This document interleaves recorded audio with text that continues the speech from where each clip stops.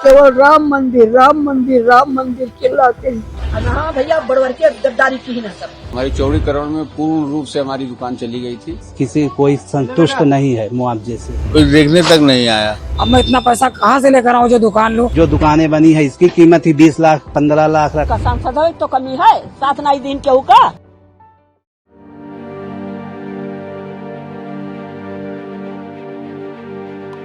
जला है जिस्म तो ये दिल भी जल गया होगा, कुरेदते हो अगर राख जुस्तजू क्या है। यूं तो गालिब ने यह शेर किसी टूटे दिल की हालत बयां करने के लिए लिखा था, लेकिन इन दिनों अयोध्या के लोगों की जिंदगी ही इस शेर से वाबस्ता है। भले ही आशिकी में उनका दिल न टूटा हो, पर मोहब्बत तो उनको भी हुई थी। मोहब्बत अपने शहर से, मोहब्बत उस मिट्टी से जिसके कण कण में भगवान श्री राम बसते हैं, मोहब्बत उस बदलती तस्वीर से जो अयोध्या में रामराज की उम्मीद लेकर आई थी। इस हालात की कहानी केवल अयोध्या के लोगों की दबी जुबान में सिमट कर रह जाती, पर सियासत की बिसात पर बाजी ऐसी पलटी कि अयोध्या का हाल दिल सब जानना चाहते हैं। लोग समझना चाहते हैं कि जिस अयोध्या में राम के इंतजार में लोग पलक पावड़े बिछाकर इंतजार कर रहे थे, उनके अपने घर में आने के बाद लोगों का ऐसा मोहभंग क्यों हो गया। ऐसा मोहभंग क्यों हो गया कि राम को लाने का दावा करने वालों को ही अयोध्या के बाहर का रास्ता दिखा दिया।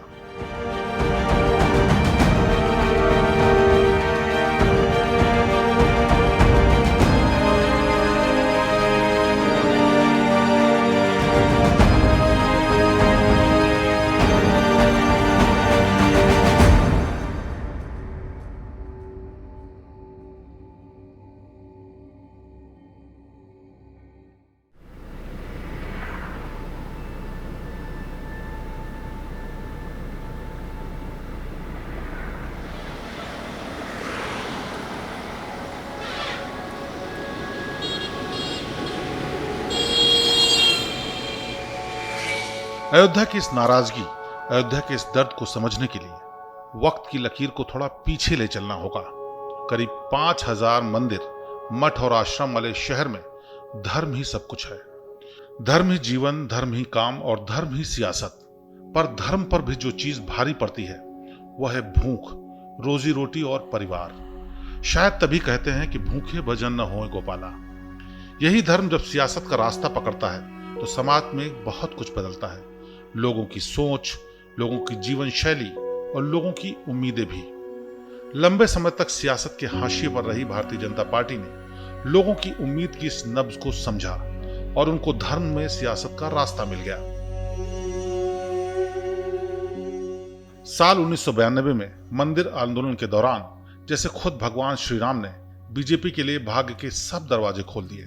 संघ की वसुधैव कुटुंबकम और राष्ट्रवाद वाली बीजेपी हिंदुत्व और राम के नाम पर आगे बढ़ने लगी। पूरे देश के हिंदुवादी लोग इस विचारधारा के साथ बीजेपी से जुड़ने लगे। इसमें कोई खराबी भी नहीं थी। 80% हिंदू आबादी वाले देश में हिंदू धर्म ही सर्वमान्य जीवन शैली हो, इससे भी किसी को कोई ऐतराज नहीं होना चाहिए। एक तरफ राष्ट्रवाद और धर्म के नाम पर बीजेपी आगे बढ़ रही थी, तो दूसरी तरफ लोगों की उम्मीदें उस तरफ टकटकी बांधे रामराज का इंतजार कर रही थी, जिसका केंद्र बिंदु अयोध्या का राम मंदिर था। 9 नवंबर 2019 को जब सुप्रीम कोर्ट का फैसला आया कि राम मंदिर का निर्माण उसी जगह पर होगा, तो हिंदू जनमानस के सपनों को जैसे पंख लग गए। अब लोगों की उम्मीदों और सपनों के पंखों पर उड़ान भरने की तैयारी उस सियासी पार्टी की भी थी जिसकी नींव ही राम मंदिर पर रखी गई थी।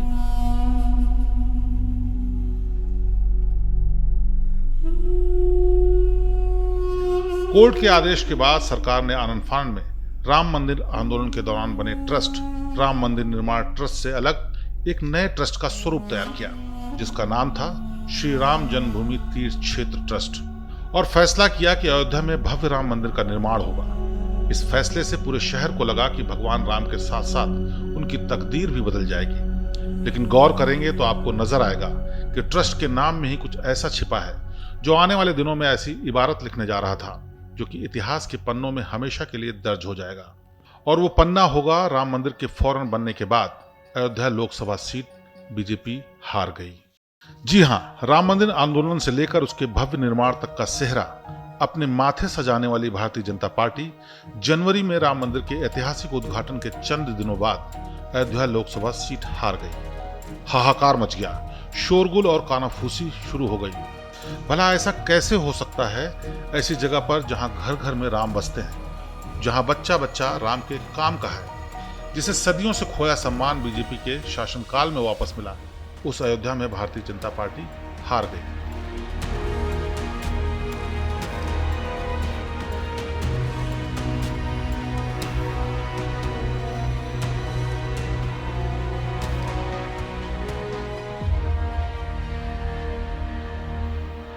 किसी के दिमाग में न उतरने वाली इस पहेली को सुलझाने के लिए अब वापस लौटते हैं उसी अयोध्या के दिल में, उन लोगों के बीच जिनके एक एक वोट में छिपी है बीजेपी की हार की कहानी। उन लोगों की जुबानी जानते हैं कि आखिर क्या हुआ।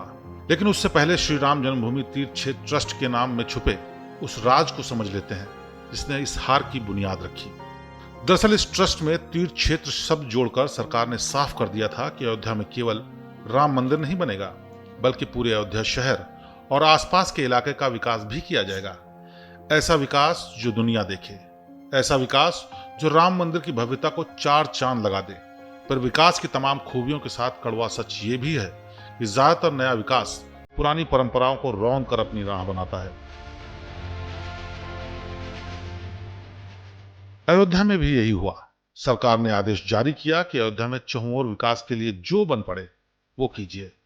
वक्त कम था, लोकसभा चुनाव सिर पर थे, सियासत सालों से अपनी आहुतियों का अब भगवान राम से इनाम चाहती थी। सो आदेश पाते ही अधिकारी दौड़े, बिल्डर दौड़े, मौका पर इस जमीन के सौदागर दौड़े और इस अंधी दौड़ में विकास के पहिए तले उस अयोध्या को बेरहमी से कुचल दिया गया जो सदियों से आस लगाए बैठी थी कि एक दिन रामराज जरूर आएगा।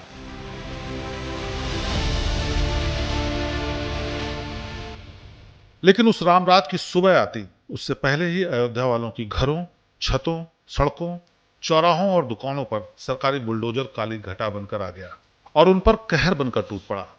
चंद दिनों में ही हर तरफ एक ही मंजर था, अधनंगे घर, बियाबान रास्ते और बेहिसाब तकलीफों में आंसुओं से बेनूर चेहरे। ऐसी अयोध्या तो नहीं चाहिए थी इनको, ऐसा रामराज भी नहीं चाहिए था। भगवान श्री राम भी ऐसी अयोध्या नहीं चाहते होंगे जहां उनका महल बनाने के लिए उनकी ही प्रजा को सड़क पर ला दिया जाए। पर तकलीफ पर नमक ये कि फरियाद सुनने वाला भी कोई नहीं, आवाज सुने भी तो कौन, सबको रिजल्ट देना था, वो भी लोकसभा के असली इम्तिहान से पहले।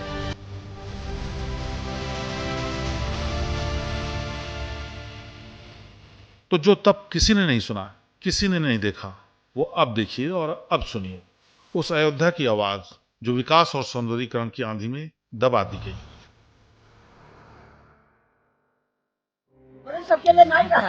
हाँ भैया, बड़वर के गद्दारी की न सब। अब बाहर से आए हैं, अपना महंगा जमीन का दीन है बेच दी, गरीब भाई कहाँ जाए खरीद के। हमारी चौड़ीकरण में पूर्ण रूप से हमारी दुकान चली गई थी और मुआवजा हमको 1 लाख मिला। सबको अधिकारी लोग 1 लाख, 2 लाख, 3 लाख, जिसको जैसा हुआ वैसा दिए। किसी कोई संतुष्ट नहीं है मुआवजे से। मान लीजिए हम लोग की पूर्ण रूप से जो सरकार ने कहा था कि आपको कहीं विस्थापित करा देंगे, वो करा देंगे, तो हम लोग को जिसे दुकान हम लोग की गई थी, हम लोग को मुआवजा न दिए होते, जो टेढ़ी बाजार में आवंटित हो रही थी हम लोग को निःशुल्क ही आवंटित करा दिए होते, तो कम से कम हम लोग अपना रोजी रोटी अपना किसी तरह करते वहाँ से। दुकान टूटी गई, दुकान टूट गई, 1 लाख रुपए कोई हम लोग को कुछ सरकार से कोई वो नहीं, कोई देखने तक नहीं आया। जिसका मुआवजा 1 लाख से कुछ रुपए मिले थे, वो भी पिताजी के इलाज और उनके मरने के बाद मैंने लगा दिया। और अब सरकारी दुकान 15 लाख से ऊपर ये मांग रहे हैं सरकार, जो अपनी दुकान दे रही है मुझे। अब मैं इतना पैसा कहाँ से लेकर आऊँ जो दुकान लूँ। मकान की अब उस 4 लाख रुपए में 20 यहाँ 10 बाई 10 की दुकान लीजिए, कहीं रोड पे जगह ही नहीं है, मांग इतना है। अब ये सरकारी जो दुकानें बनी है इसकी कीमत ही 20 लाख 15 लाख रखे हैं जो बिल्डिंग में बनी है। कहाँ हमको दुकान फिर कहाँ मिले, वो टेढ़ी बाजार पर आवंटित किए थे, तो वहाँ पर उनका जो हमको दुकान आवंटित हुई थी वो 15,04,000 कुछ की दुकानें थी। उसके बाद 8% GST था, उसके बाद 70,000 बता रहे थे कि रजिस्ट्री का लगेगा। दुखी है, दुखी नहीं आने का कारण भी है। हाँ दुखी है, कहाँ जाए, कोरोना रहा, फिर 1.5 साल दुकान दौड़ी टूटल रात, फिर यही में कई दिन की चौड़ीकरण कई दिन की हो, फिर की हो पब्लिक का सबका घुमाई दी हो, 23 तारीख के लिए यहाँ एकदम विराट कर दी हो। हाँ तब का सांसद हो तो कमी है, 7 नाई दिन के का मुआवजा तो बढ़वा सकते रहे हो, सांसद का कमी है, वह आज सही होते तो हरते ना। यह है लगभग 65 साल की अन्नपूर्णा देवी अग्रवाल। अयोध्या में राम की पैड़ी और लता चौक से महज 200 मीटर की दूरी पर इनका घर है। नवंबर 2022 तक रामपथ के किनारे ही इनकी बर्तनों की दुकान थी। इसी साल तो व्यापार में बढ़ोतरी की उम्मीद थी। इसी के चलते इन्होंने पैसों का जुगाड़ कर दुकान सजाई थी। लेकिन इसके कुछ समय बाद ही दुकान के बदले दुकान देने की बात कहकर प्रशासन ने रामपथ के चौड़ीकरण के लिए इनकी दुकान तोड़ दी। दुकान किराए पर थी तो जितनी बची उनके मकान मालिक ने उनसे वापस ले ली। सरकार से मुआवजा मिला महज 1 लाख रुपए। उम्र के इस पड़ाव में इस नुकसान के गम में अन्नपूर्णा देवी को दिल की बीमारी लग गई। एक बेटा जिसे उन्होंने गोद लिया था और पाल पोस कर बड़ा किया था, उसका भी मानसिक संतुलन ठीक नहीं रहा। अब अन्नपूर्णा देवी 10 बाय 10 के एक कमरे में सामने मंदिर में रहती हैं। खाने के नाम पर उनका बेटा भंडारे से एक टाइम का खाना लाता है और दूसरे टाइम भी उसी को गर्म करके माँ बेटी खा लेते हैं। सरकार गरीबों के लिए कुछ नहीं सोच रहे, केवल राम मंदिर राम मंदिर राम मंदिर चिल्लाते हैं। अरे गरीब के पेट में चूरा भोग करके तुम राम मंदिर बना के क्या करोगे? हम गरीब को खाने के लिए लाले पड़े हैं और आप राम मंदिर बना करके कुर्सी के लिए आप डटे हुए हैं। जनता तो ऐसे दुखी थे सब। अब इनसे मिलिए, ये है राकेश कनौजिया। राम जन्मभूमि पथ के पास ही 2022 तक जनता ड्राई क्लीनर्स की बड़ी सी दुकान हुआ करती थी। साल 2022 की शुरू में ही सरकार की ड्राई क्लीनर्स उत्थान योजना के तहत 2.5 लाख रुपए का लोन लिया था और अपनी दुकान तैयार की थी। लेकिन 2022 बीतने के पहले रामपथ की जद में उनकी दुकान आ गई। लिहाजा सड़क चौड़ीकरण करने के लिए उनकी दुकान भी टूट गई। इनको भी कहा गया कि दुकान के बदले दुकान मिलेगी, लेकिन जब दुकान लेने गए तो 15 लाख से लेकर 20 लाख रुपए तक खर्च करने की बात सामने आई। लिहाजा पीछे वाली गली में उन्होंने जनता ड्राई क्लीनर्स की एक छोटी सी दुकान खोली है ताकि किसी तरीके से उनका परिवार पल सके। पास दुकान थी फ्रंट रोड पे, तो उसकी चौड़ीकरण में जब टूटने का है तो हम दुकान के बदले दुकान देने के लिए प्रशासन हमको राजी हो गया, जिसमें हमने उस पर एग्री किया कि ठीक है हमको दुकान के बदले दुकान चाहिए। तो फॉर्म भी भरा गया जिसमें दुकान भी नहीं मिला। इस समय हम रोड पे हैं 2 साल से, कमाई धमाई भी मेरे पास कुछ नहीं है। और दुकान प्रशासन ने मुझे दिया टेढ़ी बाजार पे, जिसका प्राइस 18 से 20 लाख रुपए है, जो हमारे पास पैसा ना होने के कारण हम उसको नहीं ले सकते। हम इस समय बेरोजगार हैं, हमारे दुकानदार भी बेरोजगार हैं। दुकान हमारे में रहने से मुझे बहुत परेशानी है कमाने खाने की। यही मुझे अपील है आप लोगों से कि आप लोग उस गरीबों का ध्यान रखें, उनके कमाने खाने रोजी रोटी की व्यवस्था की जाए। हम प्रशासन से अधिकारियों से यही अपील करते हैं हमको दुकान दिया जाए जिससे हमारा रोजी रोटी चल सके। राकेश कनौजिया और अन्नपूर्णा जैसे लोगों से अब पूरा अयोध्या भरा पड़ा है। ऐसे सैकड़ों लोग हैं जो रामराज की उम्मीद में अपना सब गंवा बैठे और अब आगे रोजी रोटी के भी लाले हैं। ऐसा नहीं है कि सरकार ने इनको मुआवजा नहीं दिया, पर वो इस महंगाई और जरूरत में ऊंट के मुंह में जीरे जैसा है, जिसे साल तो निकल सकता है पर जीवन नहीं। तो अब ऐसे में इनके मन में राम कहां से आएंगे? और जब राम नहीं आएंगे तो राम को लाने वाले तो किसी सूरत में नहीं आएंगे। दर्द बस इतना ही नहीं, शिकायतें और भी हैं। अयोध्या बसी तो बाहर के लोग बड़े बड़े बिजनेस लेकर आ गए, बिल्डर्स प्रोजेक्ट लेकर आ गए, बिजनेसमैन होटल और रिजॉर्ट बनाने लगे, पर अयोध्या का मूल निवासी राम भजन लायक भी नहीं बचा। तो जो होना था फिर वही हुआ। भगवान श्री राम वाले शहर में जनता ने अपनी आंखें बंद कर ली और जय श्री राम वाले लोगों को जय राम जी की कर दी। हालांकि यहाँ के साधु संत इससे पूरा इत्तेफाक नहीं रखते। वो कमियों की बात तो करते हैं, पर अयोध्या के लोगों पर धोखा देने का आरोप भी लगाते हैं। तीसरी बार प्रधानमंत्री बनने जा रहे हैं देश में, बड़ी खुशी है, लेकिन कुछ सीटें कम हुई हैं जिसको लेकर के थोड़ा दुख भी है। खासतौर पर अयोध्या से भाजपा का हार जाना दुखद रहा है, क्योंकि जो राम विरोधी थे, जो राम भक्तों पर गोली चलाने वाले थे, उनका यहाँ से प्रत्याशी जीत गया और जिसने राम मंदिर बनाया उनका प्रत्याशी यहाँ से हार गया। इसको लेकर के पूरे देश में चर्चा भी है, लोगों में आक्रोश भी है। घर का भेदी लंका ढाया, ये स्थिति अयोध्या में जो हुआ है यह बिल्कुल दुर्भाग्यजनक रहा, चिंता का विषय रहा और इसकी समीक्षा की जानी चाहिए थी। रही बात अयोध्या के सीट की हार जाना, पूरे देश और पूरे विश्व भर में फैले सनातनी दुखी हैं और शायद कभी इसको लेकर अयोध्या को माफ ना कर पाए। फिर भी मैं निवेदन करता हूं उन सभी लोगों से जिनको अत्यंत पीड़ा हुई और मेरे साथ पूरा देश रोया है। बहरहाल कोई कुछ भी कहे, पर अयोध्या में तस्वीर आज कुछ ऐसी ही है। सौंदर्यीकरण और राम मंदिर के जल्द उद्घाटन के लिए आधे अधूरे निर्माण कार्य के पीछे रंग रोगन करके असली अयोध्या के दागों को जिस तरह ढका गया है, वैसे ही वोटर्स ने अपने चेहरों पर दिखावटी मुस्कान और दिल में दर्द के साथ भगवान राम का स्वागत तो किया, पर उनकी उंगलियों ने उनका साथ नहीं दिया और कहानी इतिहास में लिख दी गई। ऐसी कहानी जिसका दर्द अयोध्या वालों के दर्द की तरह हमेशा बीजेपी के सुरमाओं को ताउम्र सालता रहेगा।